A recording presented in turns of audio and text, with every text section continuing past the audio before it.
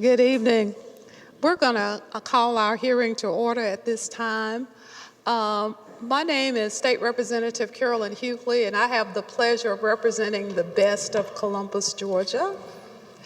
And we're delighted that you are here with us. We're going to start this evening with an official welcome from the representative from right here in Albany, Georgia. Good evening, everybody. My name is David Sampson, and I represent District 153, which is, we're sitting in the middle of 153 right now, right here in Dougherty County.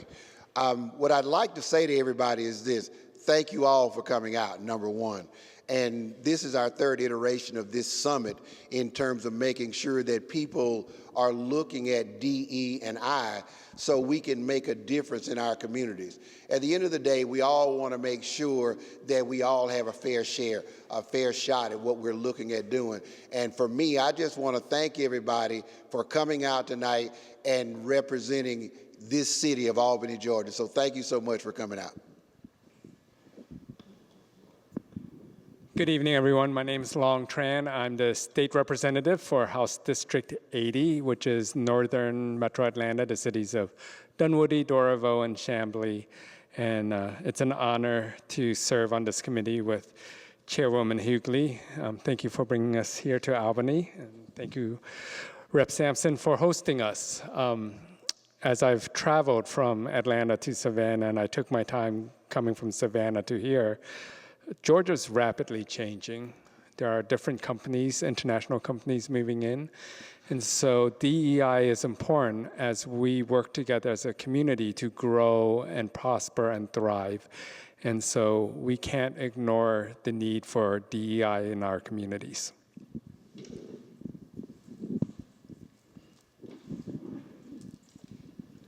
Good evening, everyone.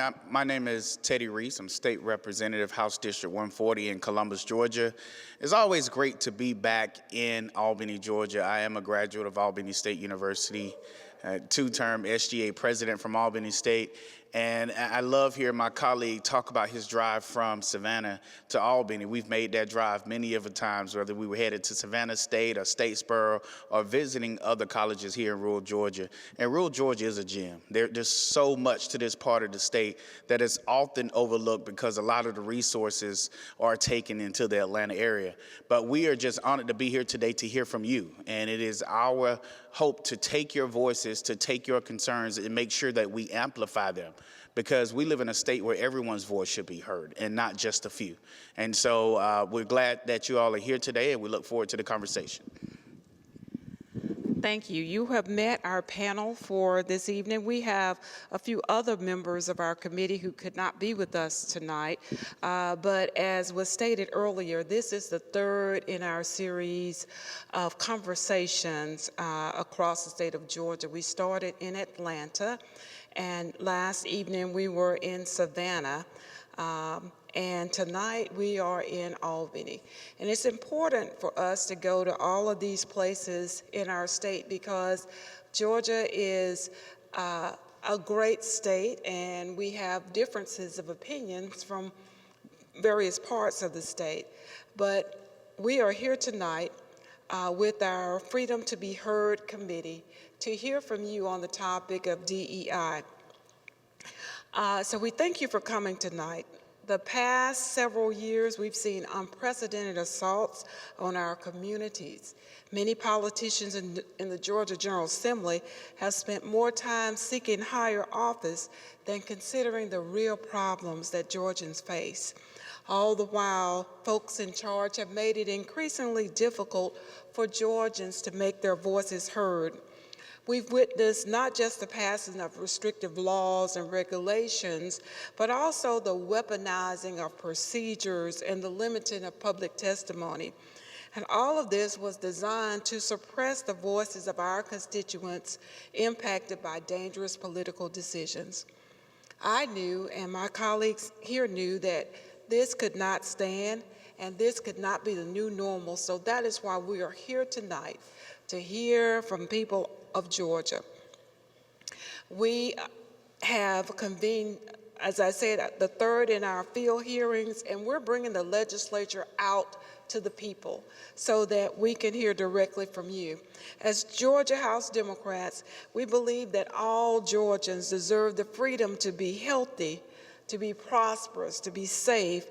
And inspired by your stories that we hear tonight, we're going to go back to the Capitol and work toward our shared future. So again, thank you for being here tonight to stand up for what you believe and to help make us a truly free Georgia. And we thank you for continuing to try and make a difference in your communities. We're so glad that you're here. So before we begin, we're going to do a little level setting. The hearing is going to be conducted like a traditional hearing when you come to the Capitol. We're going to recognize speakers, and you're going to come to this podium here to give your remarks. And since we are a small group this evening, we're not going to put you on a timer. Normally when you come to the Capitol, you get 3 minutes, and somebody tells you that's it. But we're here to hear from you tonight, and so we're not going to limit your discussion except for the fact that we're leaving at 7:30, okay? So as you complete your remarks, some of the members on the panel might have follow-up questions for you, and it's completely optional for them. So if they don't ask you a follow-up question, don't take that to mean that we're not listening. We just heard you loud and clearly. So with that, we're going to get started. There was a QR code that has been set up, and everybody is welcome to speak tonight, but if you decide that you don't want to, you can send us your story in another format, and we will upload your video to become part of this conversation. We also want to acknowledge, before we get started, we want to acknowledge the presence of Senator Ramesh Akbari from Tennessee Legislature is here with us tonight, and we're glad that she's here.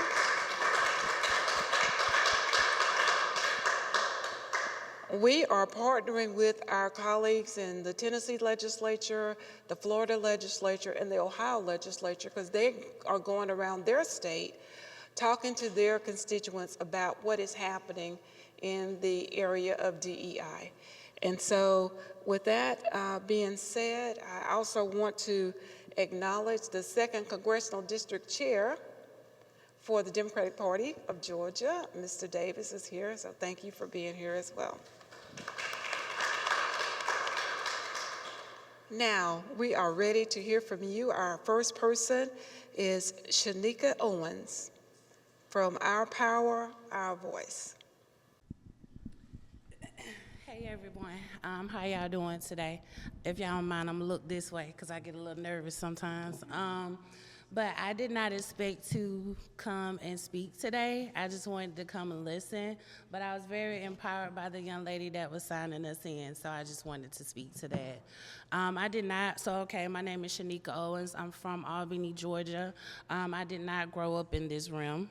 I was called to this room. I'm a single mother with an autistic son. I may not look like I'm about to be 40, but I'm about to be 40 years old, and he is 23.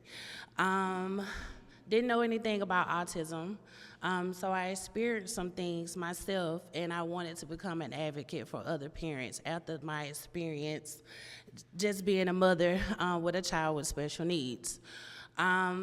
As I continued on, I lost loved ones, and I grew to understand what it feels like when you don't have your support system anymore. So that also drew me a little deeper into advocacy. So I'm trying to give you all basically a background of what brought me to, right? We don't know what God has for us. We just know that we try to plan life according to, and then the older you get, the wiser you get, and then you start understanding that everything's happening for a reason. Okay, so my experience, right? I'm coming straight out the community. During COVID, I seeing what happened with George Floyd, and I looked at to my left and right, and I see I got 2 black boys, right? What can I do? What can I do to help? You know, because if it was my boy that was out there, I would want somebody to do something for mine, right? So again, at the time, it was a cohort from the organization called 9 to 5 out of Atlanta. They had a 12 to 18-week cohort, and it taught us about government 101, using your voice, and we was advocating for high utilities, right?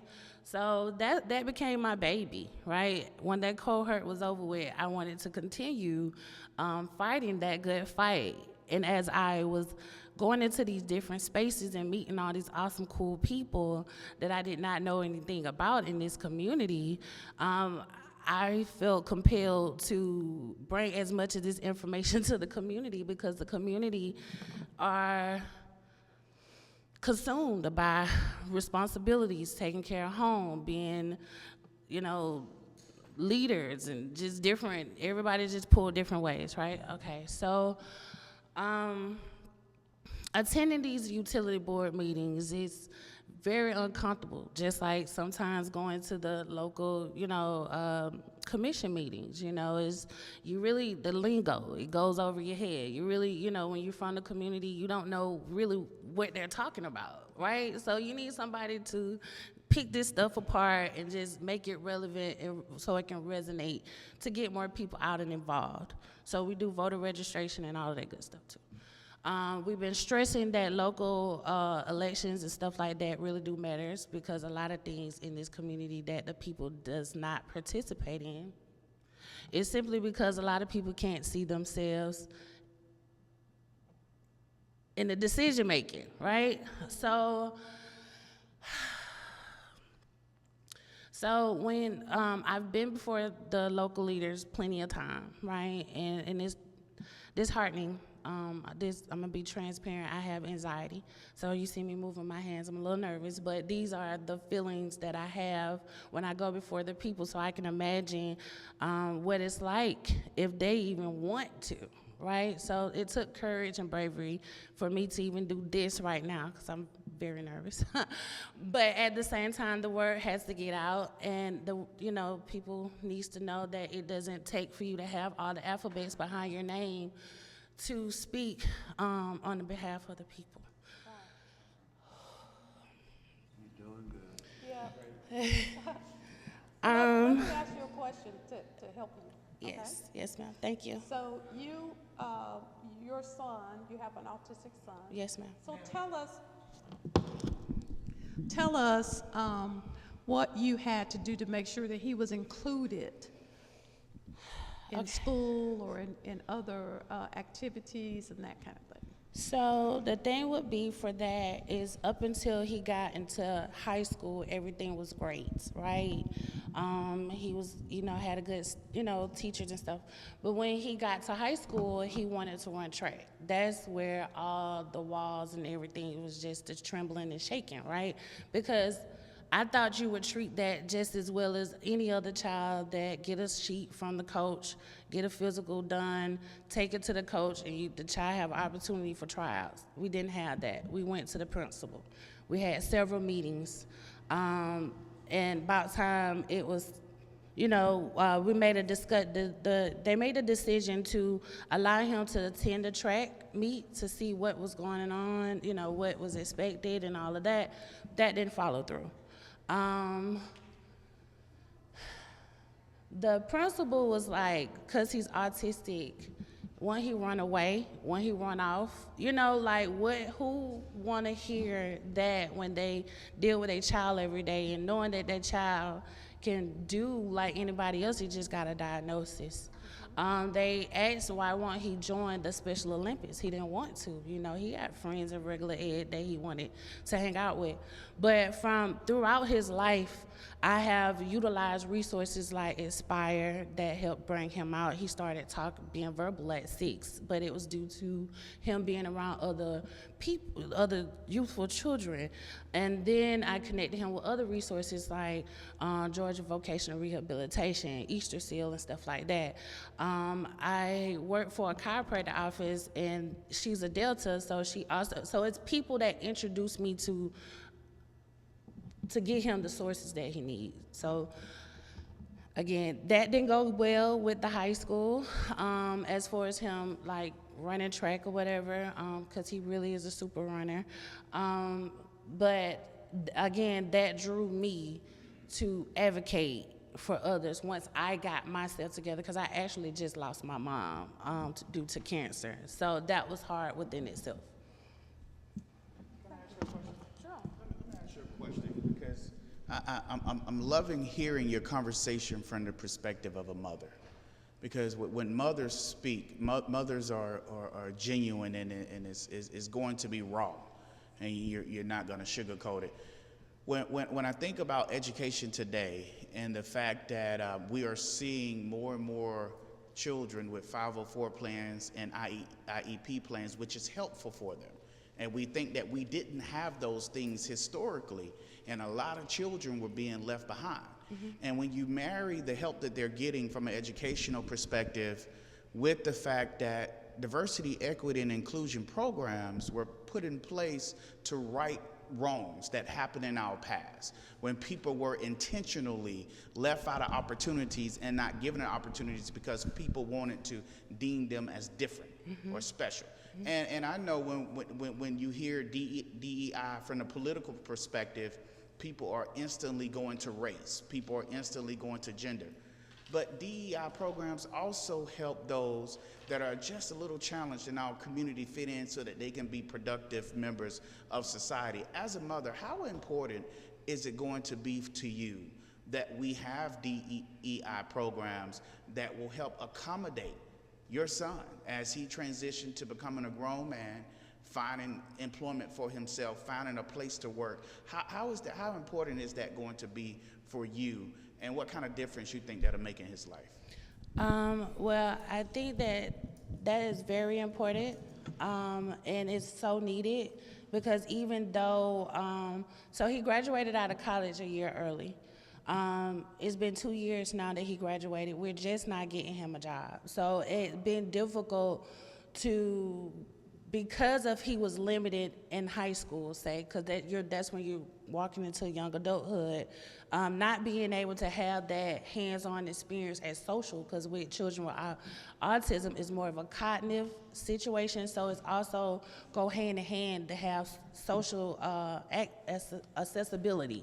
So I brought like the resources that I mentioned to you earlier. I utilize those resources and family and friends to be able to do that. But it's very important to they want their own space. So being able to be in those spaces and what you're talking about that understands DEI will give him the confidence that he needs to be a productive young man. That's something that's really need to be pushed, right? It seems like only certain people have that DEI within them versus it being a thing, right? Like caring for the next fellow man, like you would think that's natural, but a lot of the times in the climate that we're in now, it seems like you have to be born into it, raised that way versus you just knowing that if someone is hurt, you just go and try to help them.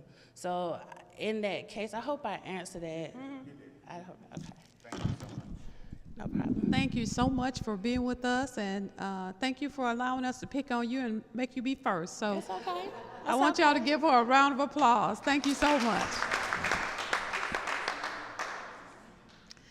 Our next speaker is going to be Mr. Davis, our 2nd Congressional District Chair.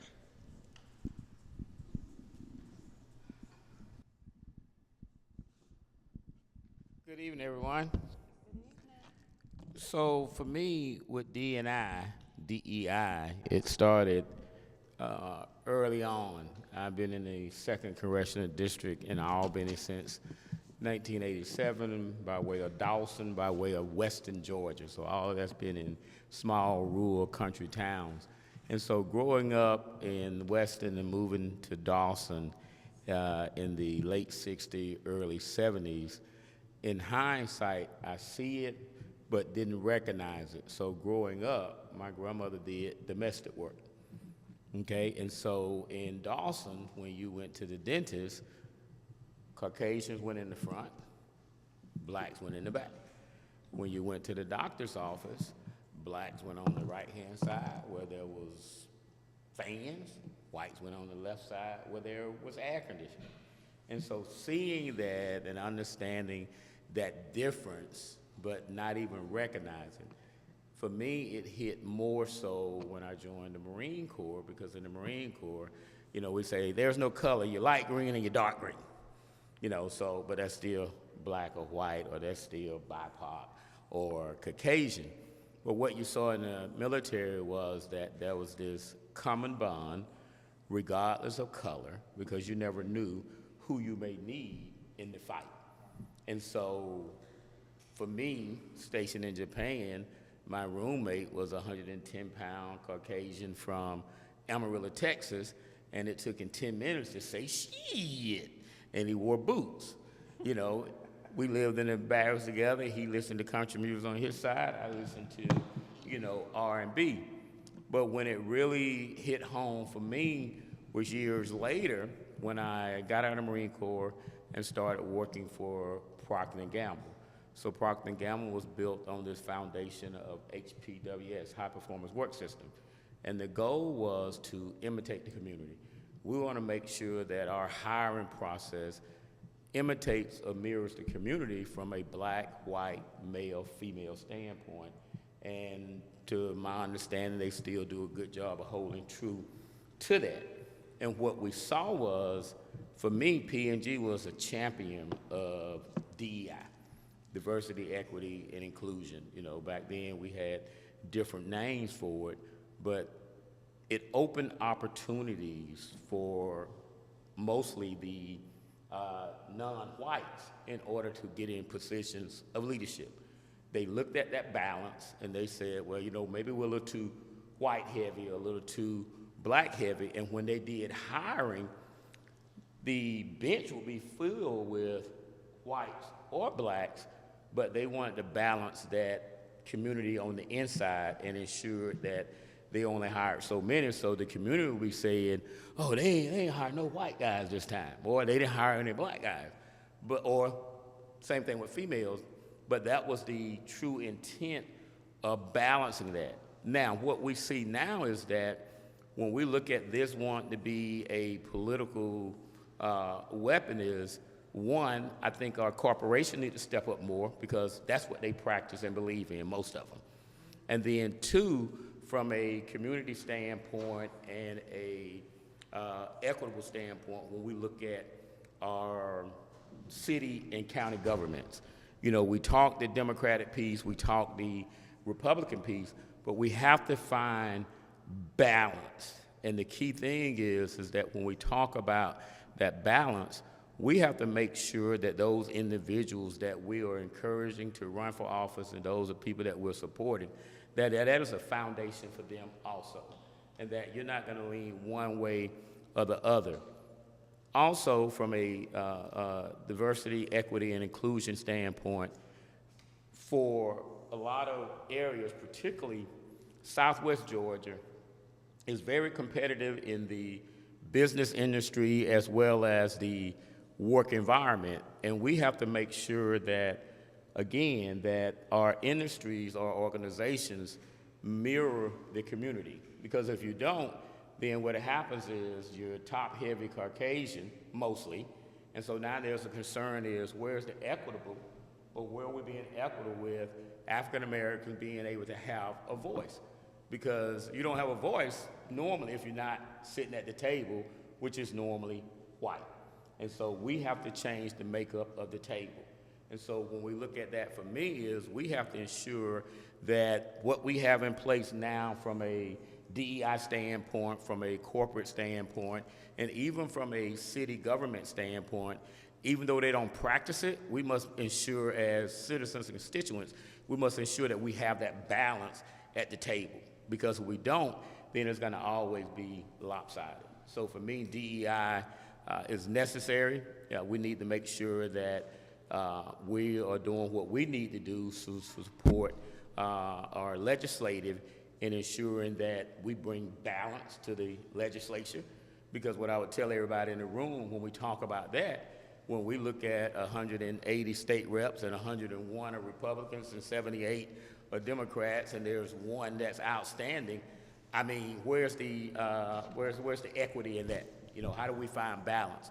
So we need to ensure that we're looking at, when we look at local elections, when we look at our political landscape, that we're voting to ensure that we have that balance at all levels of government.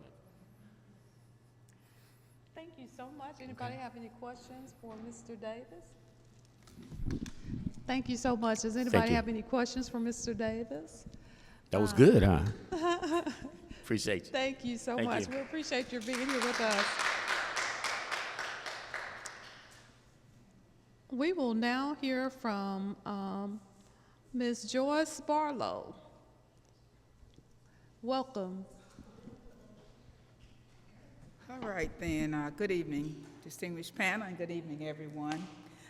Legislators, I think about DEI in all of the situations I've encountered. I'm a transplant to Albany. I've been here for a lot of years, raised my kids and my family here.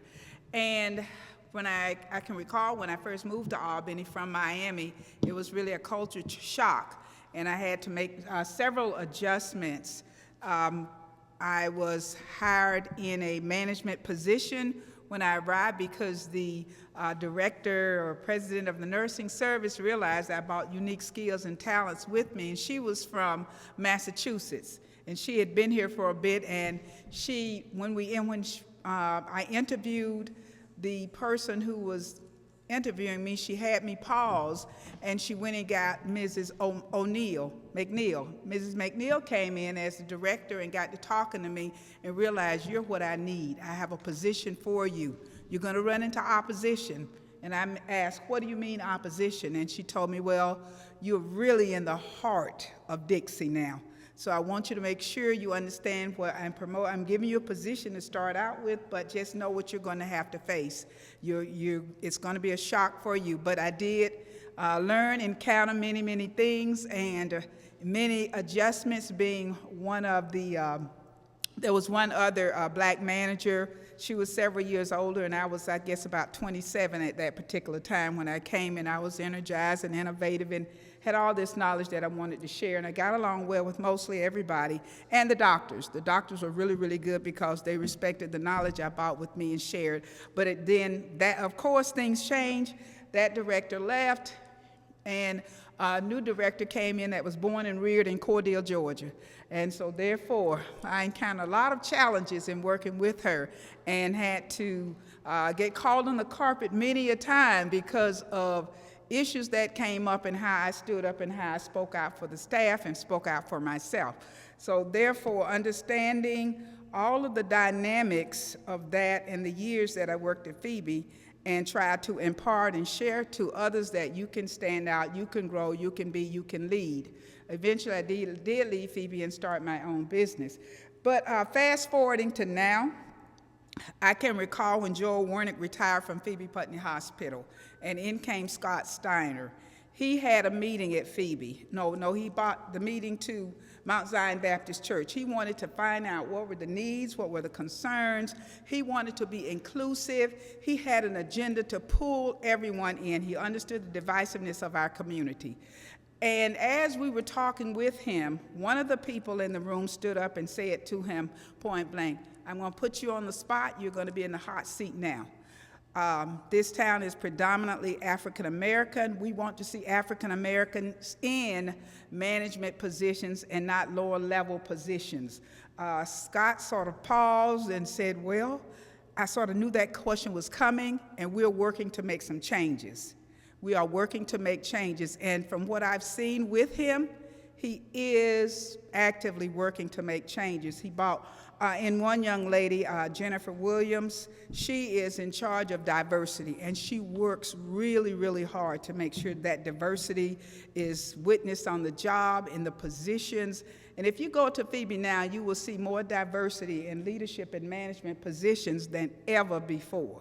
Then he really stands by that. And I can say for Scott that he has a policy that whatever the issues, if they're not getting addressed at the level and the management level that should be addressing them, you can always come to him.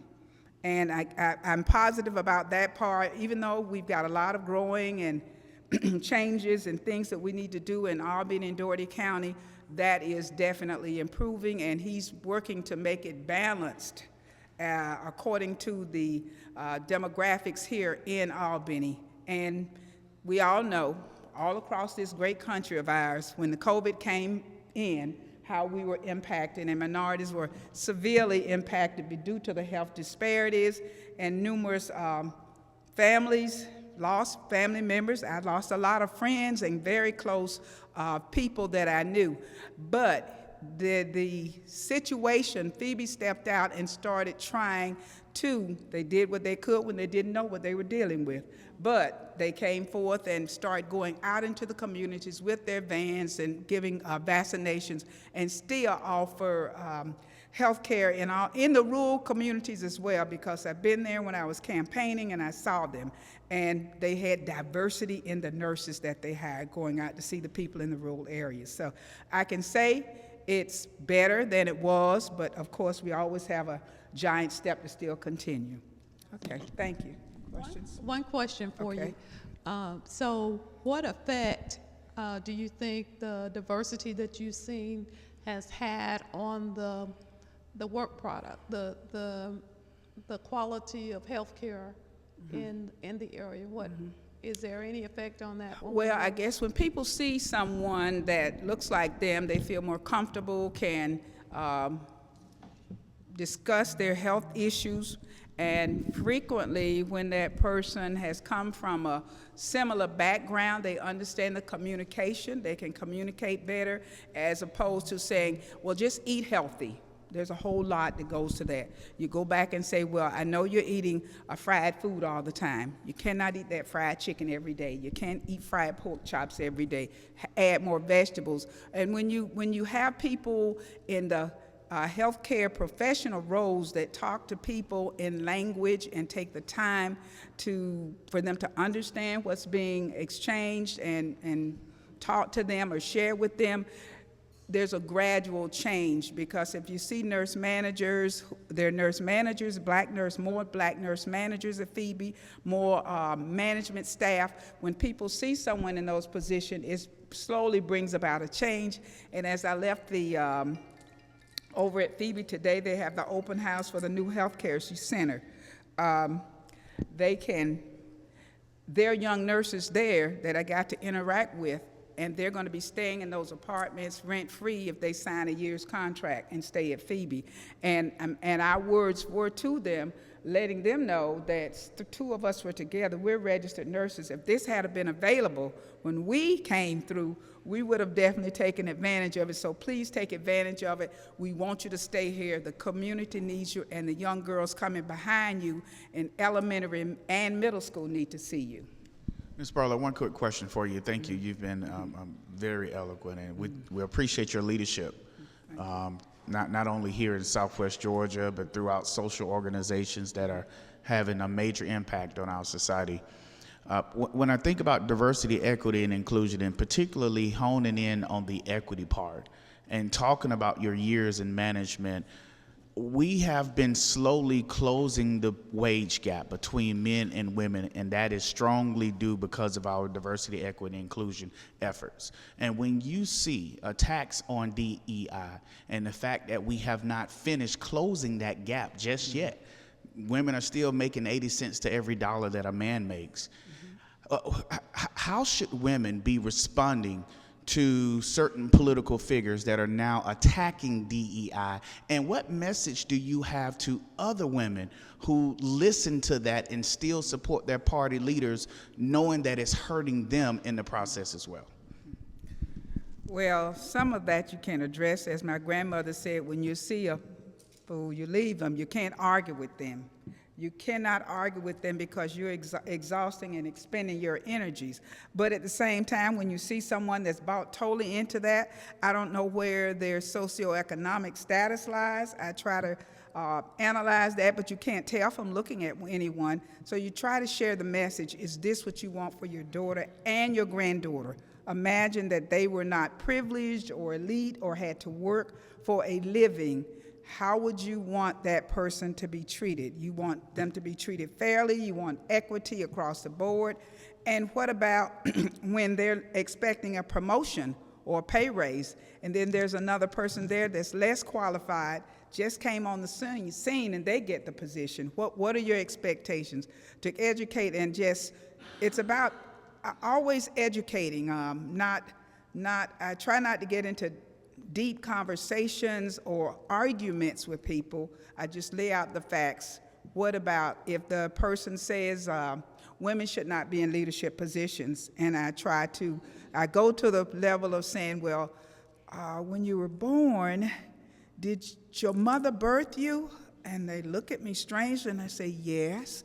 I say, well, let me ask you this. Who took care of you before you knew who you were? And well, my mom, of course. Well, so you're saying because your mother is a woman that birthed you, that took care of you, who went to the schools to check on you when you were ill? Who was there late at night? Well, Barlow, it was my mother. Well, you're saying your mother was good enough to take care of you because she was a female, and trying to share that, yes, she was good enough, but she's not good enough to lead or be in a management position. And that causes a pause and a thought, and the whole conversation tends to change. But the more that we try to share with women, that women are going to think not only about themselves right here, and I can say probably every woman in here is going to think about the future and their children and their grandchildren. And so that is when we have the warmth and the caring more so, and trying to reach people who don't understand, who don't have any compassion, that have lived in an elite world or brainwash. You just have to sometimes leave them or show them. Okay? Thank you. All right. Anybody else have a question? Okay, thank you so much. Thank you. So we're going to stop for a point of personal privilege right now.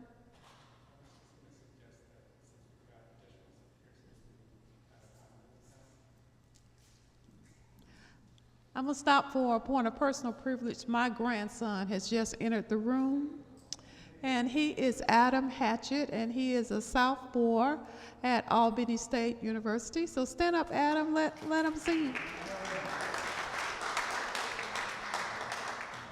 Thank you so much for coming and saying hello to us. Our next speaker is Adam.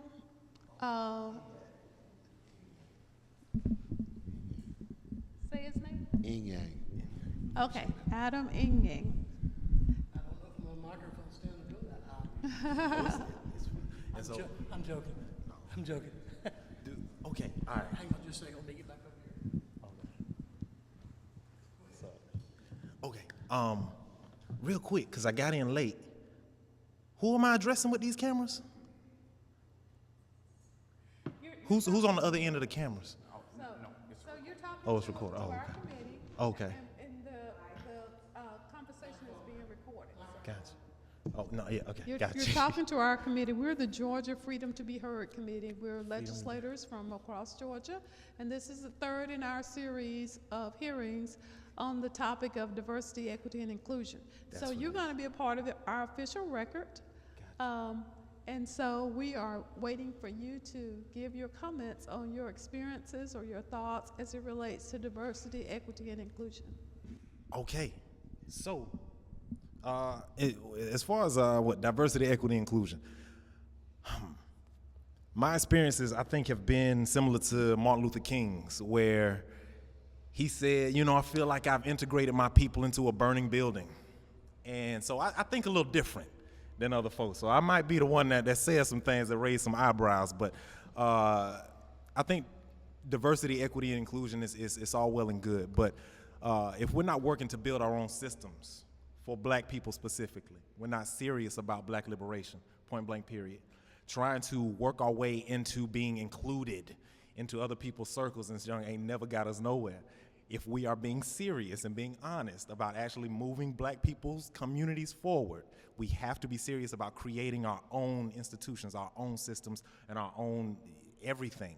We cannot be reliant on any government institution solely because we will be subjected to whatever the heck they hand out. And it ain't much because we ain't finna get no reparations. As much as when we say it, Kamala Harris, whoever the heck in the White House, they ain't finna give no reparations. Point blank, period. We know it, we understand that. So the part about even denying the facts that a Kamala Harris administration and a Trump administration, they're not gonna meet the needs of black people, poor people that actually have the needs. They're not gonna do it because they got big pharma interests. They got big tech interests. They got big food interests. They got all these big corporate interests. So in acting like that's not a fact is dangerous and irresponsible. So if we get back to reality about, all right, diversity, equity, and inclusion, we need diversity, equity, and inclusion in our own communities. We need to diversify what we're teaching our kids, what we're actually teaching our young people. Propaganda and media needs to change. We need to take control of that and to take control of the message that we're being fed, because the answer is not trying to integrate again. Integration, again, as Martin Luther King understood before he died, was a mistake. It was a mistake, and it caused the death of our black institutions. We know it, we see it, we can quantify it. So we got to be real about what we've all experienced as a people and be serious about the direction that we want to go and who's going to lead us there, because it ain't finna be a Kamala Harris, and it's not finna be a Donald Trump. It's not finna be any of these other people. It's going to have to be us, because they're not finna work for y'all. Obama was my wake-up call when I thought, oh, we got some diversity, equity, inclusion in the White House, and that fool ain't do nothing for us. And doggone, well, he did a few things. Okay, Wait. I'm not gonna let you say that about. I just said he did a few things. I give him the credit. No, but I'm just not gonna let you. You're not gonna let me talk? I'm not gonna allow you to call him a name. You're free to speak. But you cannot disparage anybody in this conversation. Okay, So it wasn't a disparaging comment. It was just like that guy, that fool. And okay, we don't know each other, but that's how I talk. It wasn't a name. I apologize if you felt offended. Fool has a certain meaning. I got you. Again, apologize if you felt offended, but that wasn't meant derogatory. I just want us to be clear. It's okay. I refer this a fool. You know. Anyway, please don't interrupt me though, because that's not okay. So, like I was saying, that was my wake-up call about the diversity, equity, and inclusion. I thought that we were going to have some representation there. But in 2014, more black folks got shot by police than any other year I can ever remember. So, and that was when Obama was in the White House. So we just got to be real. Diversity, equity, and inclusion sounds nice, but I know, and we all know through history that we've all witnessed, that it is not a solution to anything. It might give us, you might get a few people here that get a higher salary. You'll have a few people here that exceptionally get some benefit from it. But by and large, we see that the large mass of black people and poor people are still unrepresented. They still are poor. They're still suffering. They still have lack. So what has it done for us so far? What has it done? What was the one with the colleges and the affirmative action? Affirmative action. Shout out to affirmative action. How many of us still out here under the poverty belt? How many of us are still suffering? How many of us can't even get to the education? So, yeah, it's all of the fluff and the frou-frou is all nice. Yeah, we blah, blah, blah. But if we're going to be serious, about the realities we've all experienced, we can't rely and continue to depend upon a system that has continued to fail us. They're gonna kneel in the rotunda in some kente cloth. They'll do that. But they won't give no reparations. They're not gonna be serious. So we have to be serious with ourselves. That's my thing. Thank you so much. We appreciate you being here. No questions for that. Anybody got a question? No questions. Okay. Very good. So we also have Mr. Clinton Vicks, and then we have Sherelle Bird, and we're coming toward the end of our time, and so we're gonna ask you guys to 5 minutes if you can. And I'll render some of my time to Sherelle Bird, being that we serve in the same nonprofit organization. She is the executive director for Sawika Rising, and we are nonpartisan, and I being an executive board member. I'm speaking on DEI from a standpoint of my parents, grandparents being 4 generations from this area. My mother worked at Merck Pharmaceutical when it was Merck Chemicals back in the 70s. DEI, had it been a thing then, would have allowed African American families to be even more resourceful than they were at that time. I'm blessed to have been in a middle class family in Albany because of that. However, there were cultural norms that existed at that facility that did not allow my father to be employed. You would not find any black husband or wife at Merck Chemical in the history of it in Albany, Georgia.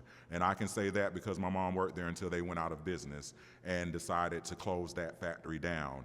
And the reason that they closed that factory down partially was because back in the 90s, they brought down employees from the New Jersey plant at Warwick. And those members from that plant were getting paid their New Jersey wages, but they had been moved to Albany, Georgia, working with white counterparts that were getting paid Albany, Georgia wages. That did not go over well. It went over so badly that soon they decided that they were going to just move everything that they were doing here to other plants, and that would no longer be a problem. Along with the gentleman that spoke about Procter & Gamble, my uncle retired from Procter & Gamble. He was blessed to be a part of the black millionaires that were able to get into the investment portion of Procter & Gamble before they wised up and realized what they were producing in Albany. And because of that, his family was also able to benefit. But the sacrifice that they had that was not mentioned was that Procter & Gamble has never had a union because of that. So that, yeah, they were paid more, but they could not voice their opinions the same way that my mother was able to protect her dignity working at Merck and being able to express the unfairnesses, and that being able to lay a platform and foundation for others to come behind her. So what we need to look at, and I support DEI, I understand I'm a communications major, and I had the privilege of being schooled at Howard University, where we're groomed for empowerment, and to do what I'm doing right now is speak for the voiceless and articulate messages that might be overlooked because people don't like the way they come out. Well, at the end of the day, DEI is ultimately important. I do feel that it is a way of trying to maybe brush out the fact that affirmative action no longer exists. DEI is not taking the place of affirmative action. DEI, in my opinion, is it's put in place to change people's mindset more so than affect actual infrastructure and structures of organizations. When we realized that you weren't going to be able to legally say, well, I'm going to balance out this unjust and unfairness in the workforce by making sure that certain people are invited to interviews and that there will be no type of bias when we're looking at who we're going to hire. There's always going to be bias, even if it's infinity bias, because you're looking at the person and you think they're more attractive than the person that came before them. So I do agree in a lot of aspects of what this young man just said. And again, because you don't like the way it's delivered does not mean that it changes the truthfulness of the message. What I'm saying is we need to look at ways of making sure that DEI is not just something we come to discuss, but it's something that's integrated, and it does not have to be necessarily a subject in schools. I'm a former teacher, and I'm the president of the Teachers Union here in Albany, Georgia. I'm thankful that the superintendent had sense enough to understand that AP, African American Studies, has nothing to do with DEI, but it does have something to do with making it just as important as you teaching me AP US History, which I studied in high school, which allowed me not to have to start out in fundamental courses when I got to college. It's just as important as every other study, such as the Holocaust and other isolated, marginalized groups of people who have experienced this perpetuation of unfairness. But yet we get so elated over seeing individual justices and individual successes. It's not a success if everybody is not having the same opportunity. I eat well at night. I always ate well. My great-grandparents made sure of that. What is that doing for the children that I teach in this classroom, and my message is being hindered as a teacher and as a community member? I'm going to narrow it down because I see 5 minutes is elapsing, and you know this is a discussion that far exceeds 5 minutes. However, I hope that you all are supporting DEI, not just from the standpoint of workforce, but for the standpoint of culture, the standpoint of developing developing culture, society, psychologically, it goes further than just money in pockets. Again, it addresses mindsets, and that starts from the ages of birth to 3. So if we hadn't gotten to those children before they hit school, it's a little bit late, and again, we're working retroactively as instead of proactively. Thank you for your time. Thank you. Thank you so much. We have Ms. Sherelle Bird.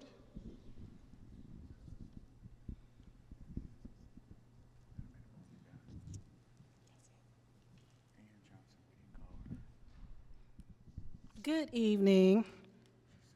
First and foremost, I want to thank you all for even giving us the space to have these conversations in our community.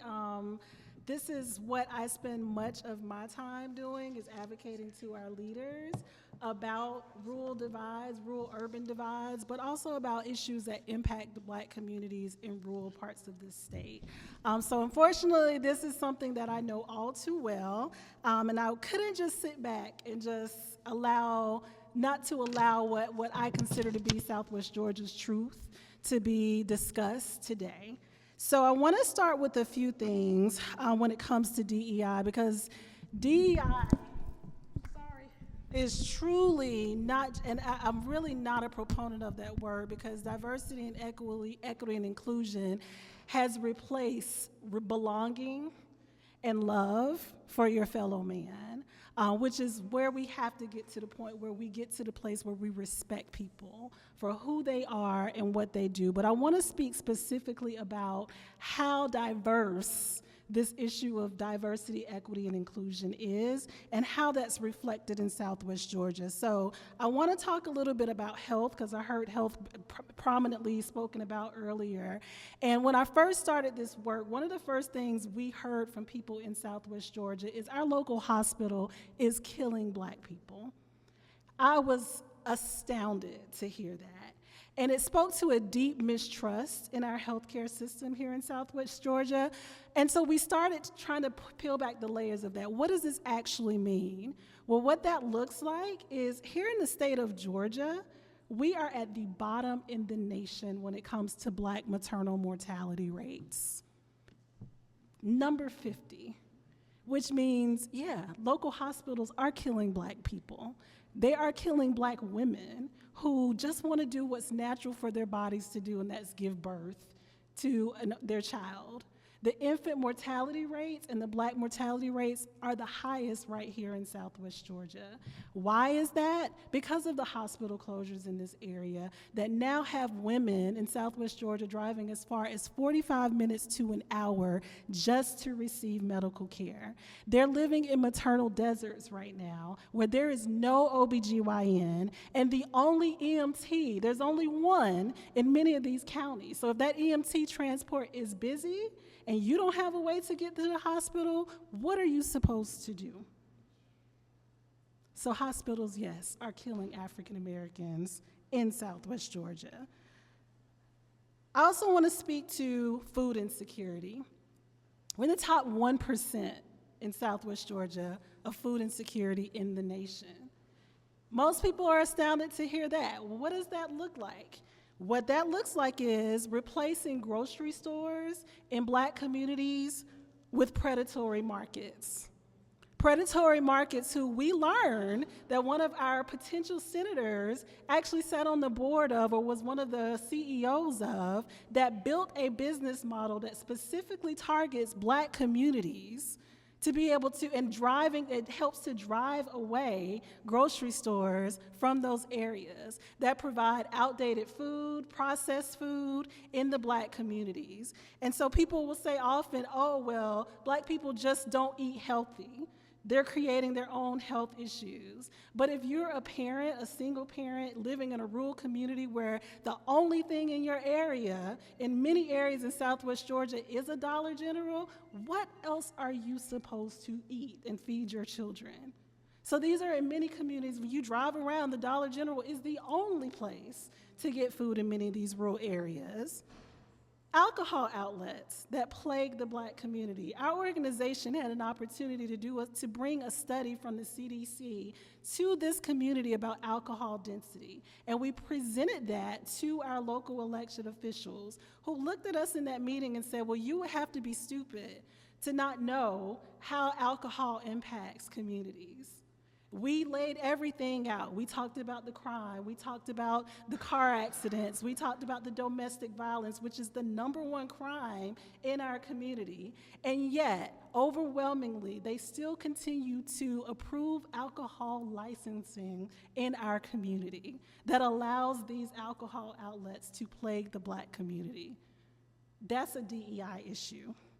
I also want to talk about the voter suppression laws. So part of the work that we do as an organization is to increase voter turnout in the Black communities in Southwest Georgia. Dougherty County is among one of the counties that has the lowest rates of voter turnout in the state of Georgia amongst Black people.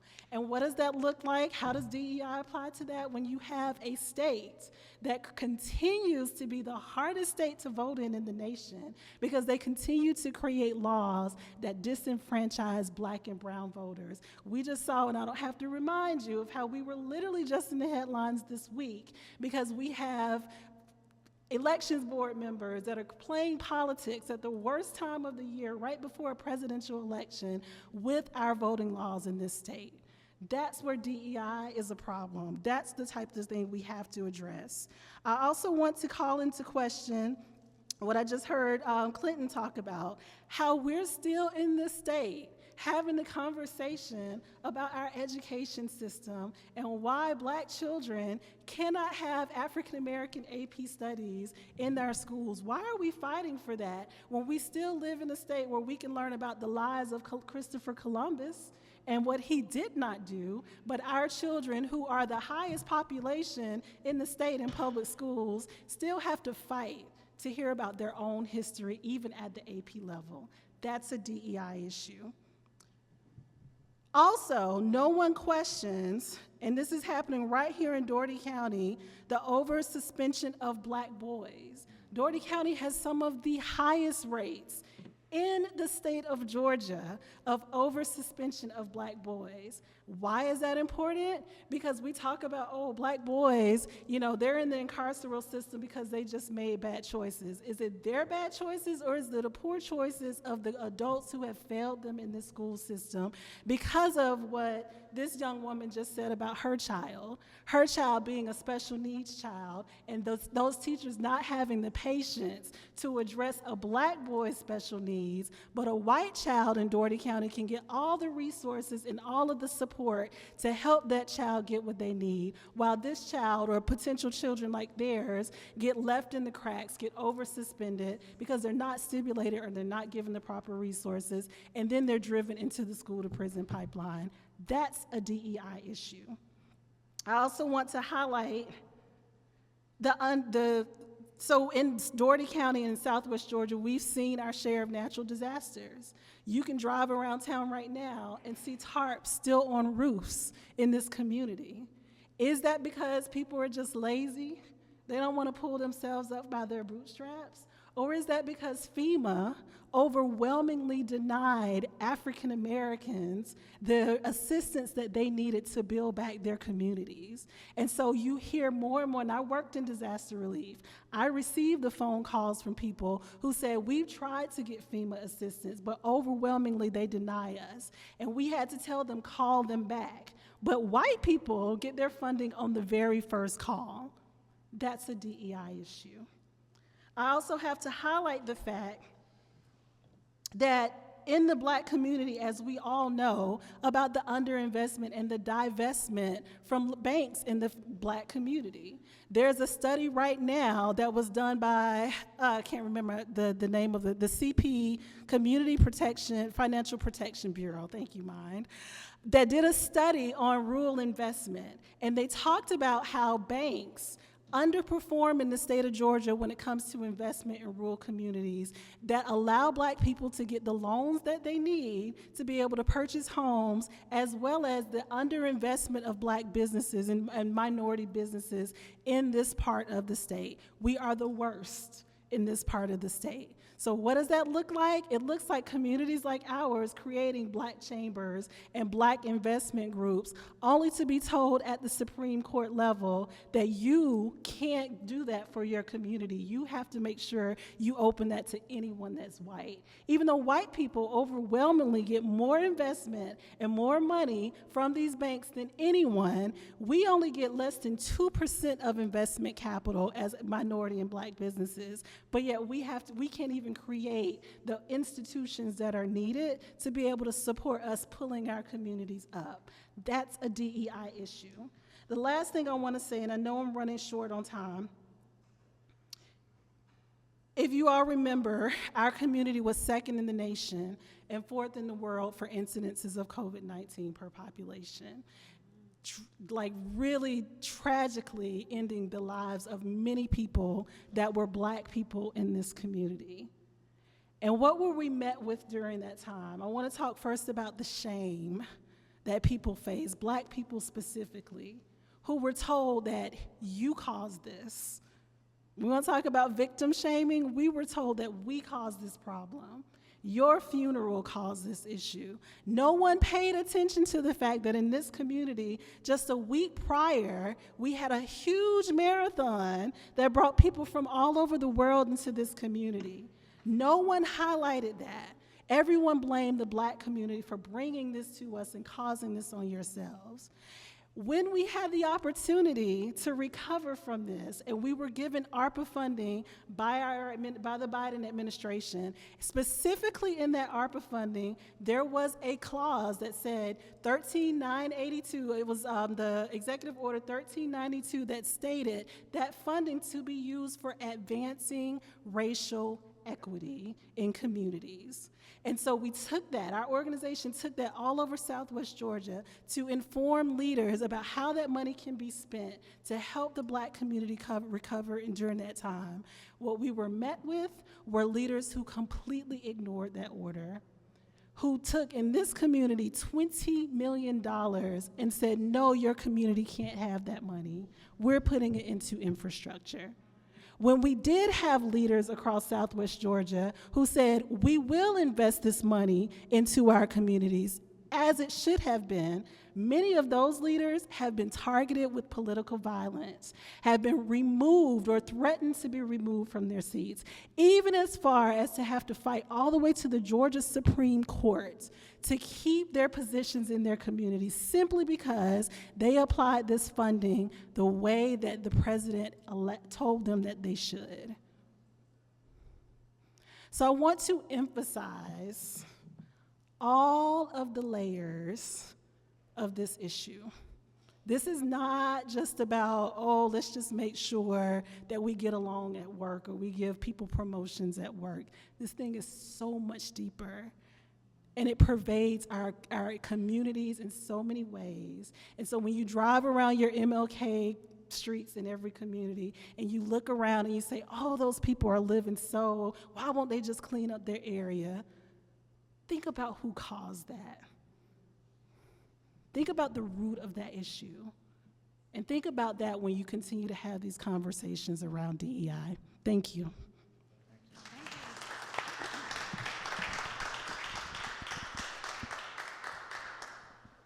I want to thank each and every one of you for being with us this evening. As we said earlier, this is the third in a series of conversations.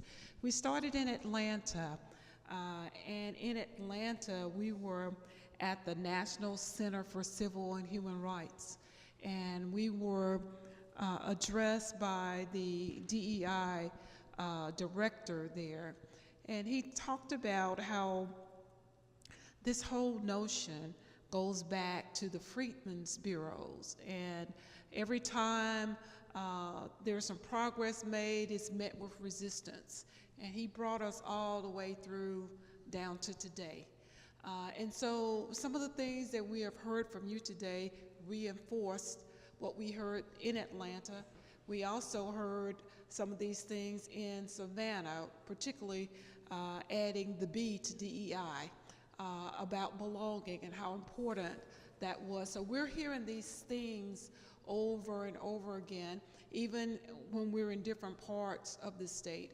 And in every hearing, people address the fact that DEI is more than a conversation about race. It's a conversation about opportunity. And so we appreciate all of you for being here tonight.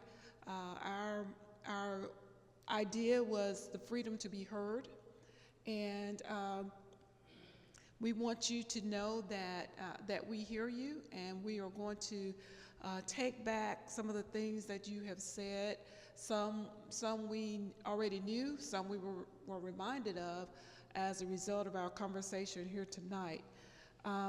Before I hear the closing remarks from our panel, I want to make sure that we have given everyone who wants to be heard an opportunity. Yes, ma'am? Sure. Is this Ms. Johnson? It is. I was sitting here listening to everybody, and I'm not from Albany, but I am from corporate America. And I want to say something in regards to what Will was saying about this DEI. I know a lot of pain. I see it. I left my job of 29 years, been in this community for 18 years, trying to make a difference in the community. But what I want to say to everybody in this room, the one thing P&G afforded me to do was to be a supplier diversity coordinator for the entire family care business, because of the heart that I had for people that looked like me, that was not getting money, P&G's money. We were being able to buy P&G's product, but we were not fairly getting the money. But because of what P&G stood for, and they still stand for that, what I want to say to you all is, I raise my hand as an expert in supplier diversity. I think what needs to happen in this community is that we need to bring people to the table that can make a decision to help, instead of just, I know what you're saying, I feel your pain, I know what you're talking about.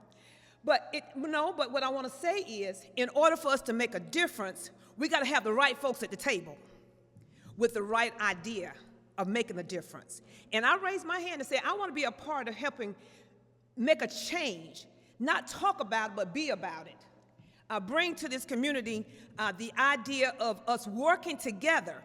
I hear what you're saying, and what you're saying is real, but there's got to be an answer, and we're the answer to our problems, and I want to be a part of that. So if you will, continue, not just make it be something that we come here and hear something, but be a part of making the change. Make Procter & Gamble come outside of P&G off of 19. Come in this community and see it for yourselves. I came, and I get loud because I'm passionate about what I do. And I'm serious about what I do. My daughter said, Mama, why you work so hard? I work 29 at P&G, making a lot of money. I've been out here for 18 years making $0. I mean, real money. Okay, but I'm serious about making a change. But you gotta have the right people at the table. And I think right now we don't have some of the right folks at the table. So is there anybody else before we hear our closing remarks? We have a city council person from the great city of Camilla, Georgia. Please stand up. And his name is? Corey Morgan. Mr. Morgan, would you like to have something to say?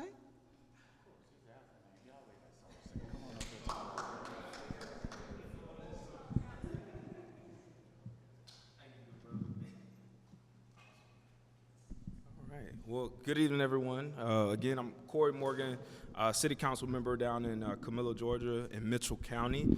I'd also like to harp on what Ms. Bird shared.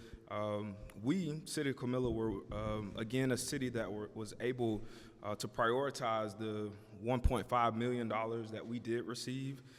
We have had a progressive majority in Southwest Georgia. I mean, we've really prioritized our residents, the people that have elected us in this office, to truly take care of them.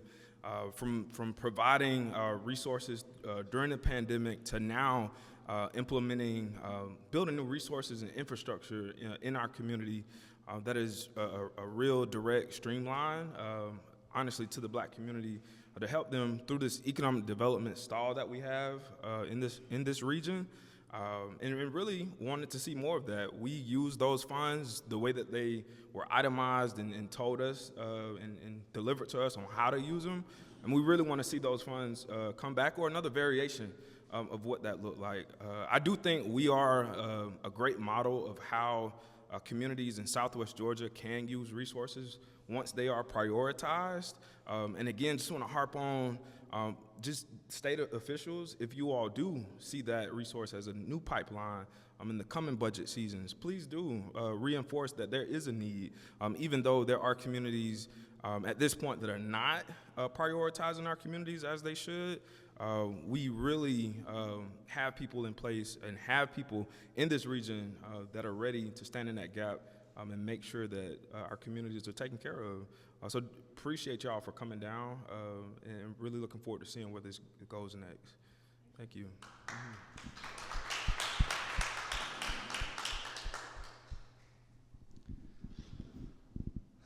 So I learned a lot tonight.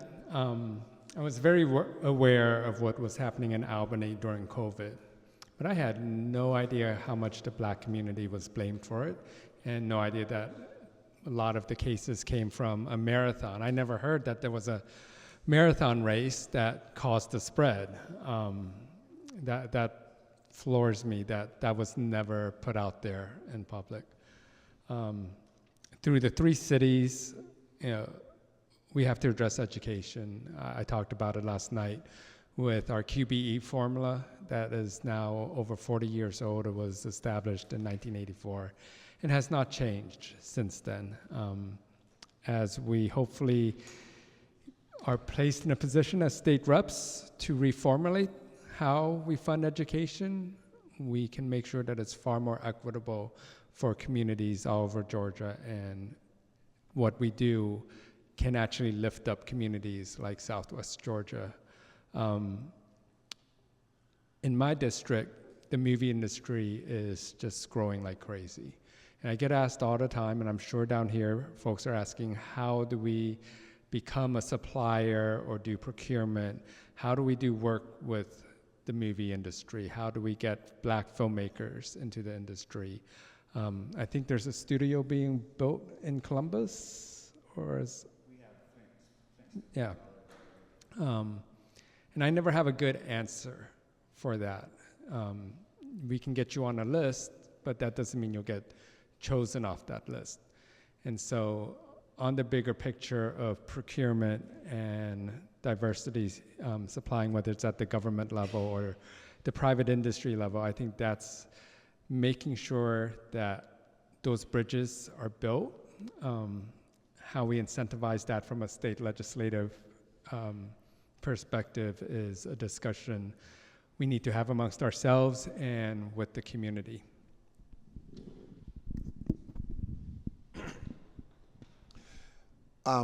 Good evening again, everyone.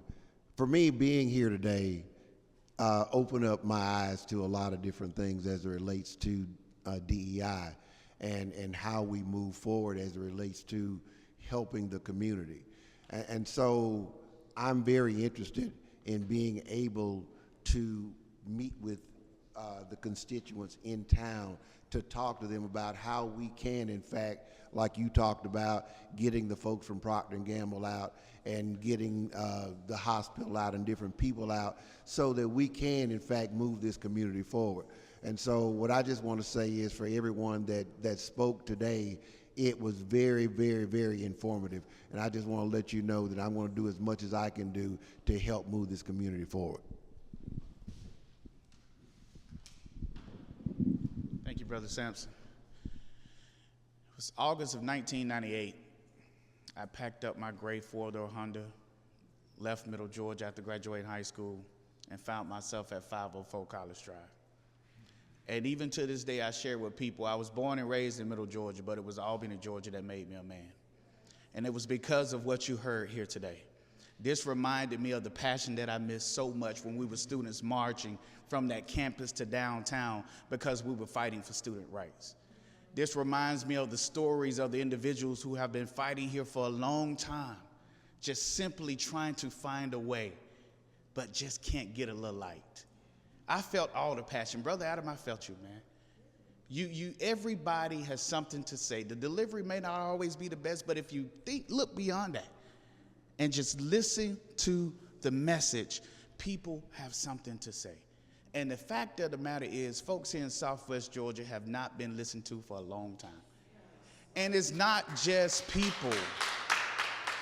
It's not just people of the other race. Sometimes it's folks that look like us that are in elected capacities and not doing what they should be doing.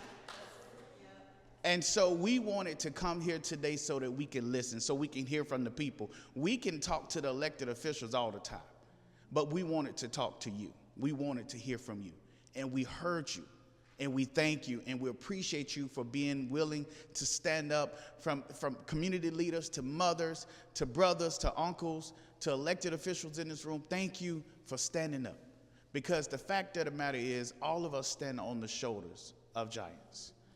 We are all legacy builders. And 20 years from now, when our students are matriculating here in Dougherty County, the ones that are over at Albany High because we combined two middle schools, Albany Middle because we combined two middle schools mixing cultures. Those that are trying to figure out what happened to some of the traditional schools here in the city, those trying to figure out what happened to the economy, and it seems like every corner you turn, you see a boarded up building. What I want us to be able to say to them is that some of us tried. What I want to be able to say to them is that all of us were not sellouts. What I want to be able to say to them is some of us had the audacity to stand up and to say what needed to be said at the times in which it needed to be said. Just a year ago, year and a half ago, I was with our ACLU representative, my fraternity brother, Chris Bruce. He called me from Atlanta. He said, I'm coming through Columbus, headed to Albany, because they're down there harassing people simply trying to vote. And we came down here and we gave that Board of Elections a piece of our mind, because it's not fair. We're going to face intimidation. We're going to have people who are going to want to turn us around. We're going to have folks who are not going to want us to materialize what belongs to us and what we know we have earned. But guess what? It's not up to them. It's up to you. And it's up to what we're going to do. So let's keep fighting. Ms. Bird, that was beautiful. I don't think I've heard anybody summarize the challenges in Southwest Georgia and Albany, Georgia, the way you did today. That was absolutely amazing. And I hope we're able to take that and share that, because people need to hear. Because when we expose things, things change. When those cameras showed up in Selma, Alabama, Dr. King and that crew was able to march on across that bridge and head on to Montgomery, because the world saw what was happening. And we're going to show the world what's going on here. Don't give up. We're going to keep fighting. We're going to flip that number that Chair Davis talked about. No, we don't have the majority in the House of Representatives, but we're working on it. And hopefully we're going to have a great leader in this lady right here who's going to take us to where we need to be. You have some leaders on deck. Don't give up on us. All of us are not against you. Some of us are here with you. Join with us, and let's make this difference. Thank you, Albany. This has been beautiful. Thank you so much.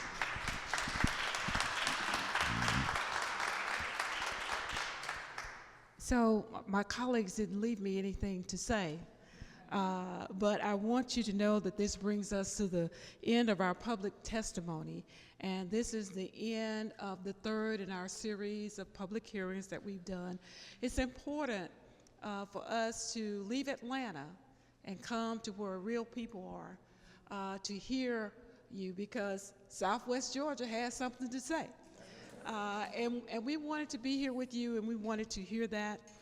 And if for some reason that you chose not to speak today, or if you were not able to and you'd like to submit a audio or video or written testimony, there's a QR code, and you can bookmark it, and we want to include whatever you have to say in our testimony. So we want to thank you for coming to speak to us and speak to us about your truth and about your situation here, because no one can present your story like you can. We know that our communities are not served by attacks on diversity, equity, and inclusion.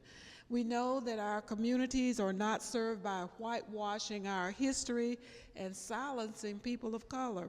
We know that our communities are not served by eliminating a woman's right to choose.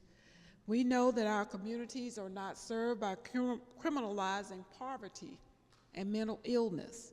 And our communities are not served when we ignore gun violence, when we ignore climate crisis and ignore poverty and rising insurance rates, and when we ignore the affordability issues that all of us face.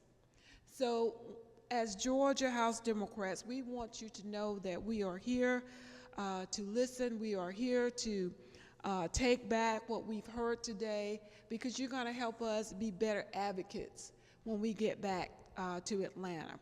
We want you to know that we all believe in freedom. We want our communities to be healthy, prosperous, and safe. And we appreciate when we are challenged and when we are encouraged to go and do a better job. So there is a lot of work to be done on the topic of diversity, equity, inclusion. First of all, we want to learn from you so that we can help challenge and educate our colleagues on both sides of the aisle when we have these things come up. Our goal is to be better advocates on this topic of diversity, equity, inclusion, and you have helped us with that so very much. So again, on behalf of all of my colleagues here, we thank you, and we appreciate the fact that our colleague has invited us to the great state of Albany to hear from all of you tonight. And with that, we say good night.